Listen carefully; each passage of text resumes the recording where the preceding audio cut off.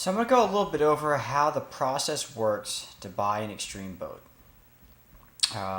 Normally this process starts with some sort of quoting. Uh, this is an example of an online quote I've gotten for a custom build. I can get quotes a couple different ways. I can get a phone call. People can come in the facility and see me, or one of our dealers, or I can get this quote online. From this online quote, I will make a response. The response will give you the pricing of the quote and delivery fee if there happens to be any. From this interaction, I will create our next document, which is called a sketch. Here's an example of a sketch I made for a customer. This is a 2D representation of your boat, not to scale. Basically gives you an idea where everything's located. It'll give you all the options we have for your exact boat.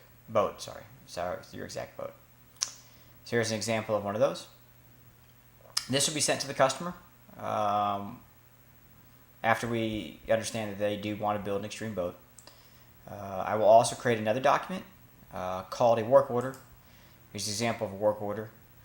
The work order has some stuff from manufacturing, and it should agree with everything on the sketch. This is a lot of drop downs to ensure that we don't forget anything that's necessary for our build. The work order, it'll include the date of the order, the lead time, and the anticipated completion, and things like that. Once we have those two things into account and the customer agrees, next thing we'll do is we'll create an invoice. So here's an example of an invoice for a customer.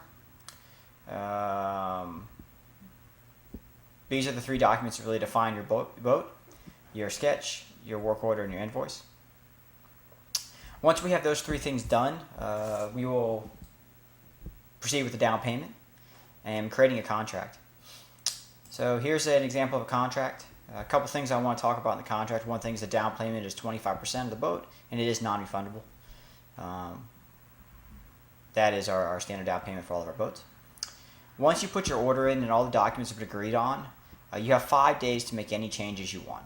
So for the first 5 days, if you want any changes you want to make, you can make. There'll be no cost associated with those changes. Only if you impact the actual pricing. So if you add something that obviously has an impact on pricing, you will increase the price of your boat, or if you take something away, you'll decrease the price of your boat for the first 5 days. On day 6, there's a minimum charge of $85 for any change, and we do have the right to say we just can't make that change. If the boat's already so far down the process and being built, there are things we can't change at that point. So once we have all this done, we will start with our 3D modeling of your boat. Example of kind of some of the boats we model. A lot of this is manufacturing models, not aesthetic models. So they're made for manufacturing, not for something pretty to show on a site or anything like that. But this will be one-to-one dimensions. The hull itself is an as modeled. It's what we use to create the cut. For our boats, it's not as built in the real world, and that's why you'll see some gaps around. We'll take this if the customer deems it necessary, or we deem it necessary. We'll take screenshots of our models and send them to the customers, so they can ensure that they're getting exactly what they want and they have one-to-one representation.